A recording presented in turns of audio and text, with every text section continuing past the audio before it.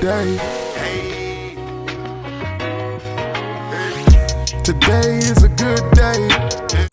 Good afternoon, this is Gotti and Gotti's Garden. So first we're going to start off the tour today in the north end looking at the strawberry bed. And we make our way left, and now we're facing the west end looking at the tomato and the squash bed.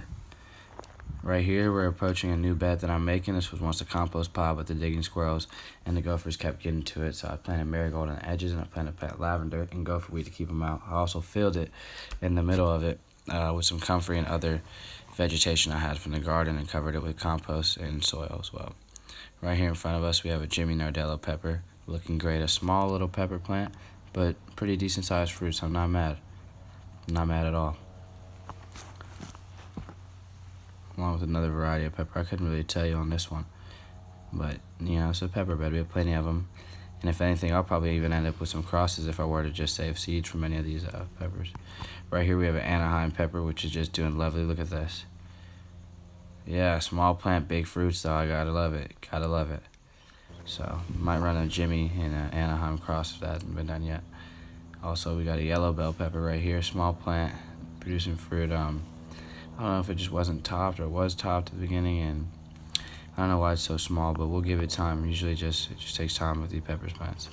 You just gotta let them do their thing and they come back, and the more you chop them back, the thicker they get. Right here, now we're facing north again. Right here we just have a pole bean bed. This is just something that was here when I came. We were observing a lizard right here underneath the cherimoya tree. But as I was saying, this is just something that was here when I got to this garden. I don't really pay much attention to it. I just let them do their thing. I put the trellis netting on there, and I left them to do their thing and let nature take its course from there. And as you can see, they like growing up the poles and winding themselves up rather than even messing with the trellis netting at all. So yeah, just a great observation period. Also planted some purple ones in there as well, so we'll see if those take off and how that'll do. And in the end, I'll probably just use these as a green manure. Now as we make our way right, we have the cherimoya tree on my right.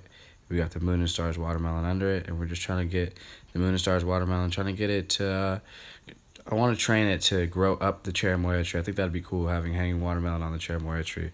So we'll see if the cherimoya tree just has enough strength to do that in due time. And if it's not to be, then we'll figure something out, create solutions, never problems. So yeah, there's cherimoya trees coming back. We got some salvia right there. We got some marigold for the bugs.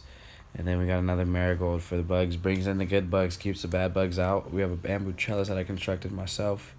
And another marigold. And gotta love the yellow marigold, especially next to the Moon and Stars watermelon. Just the yellow dots on the watermelon complements the marigold so well.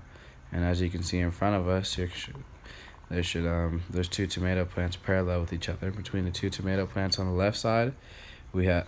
These are also, by the way, these are both volunteer tomato plants. I found those in the compost pile, and they're doing better than any tomato in my garden. In between those, we have California Wonder Orange peppers and Purple Beauty peppers growing in between, so wait for those to sprout. And on my left side here, we have my insectary bed with calendula and nasturtium and marigold and borage and all sorts of stuff for insects. And on the right, we have my long bed that I'm not sure what I want to do with yet. So I just planted some buckwheat to add phosphorus to the soil. It uses green manure after about 45 days, cut it down along with beans. Probably use that as a green manure, and then just put some compost or some topsoil right over, some marigolds on the bottom. And this should be a nice rich soil when I figure out what to do. I also have 3 zucchinis in there, 1 golden bell, and then 1 dark star zucchini, which would be cool. And rounding off with a squash. They're finally coming in. They weren't at first. So thank you. Thanks for watching, and please like, comment, and subscribe. Follow me on social media at Gotti's Garden, and happy gardening.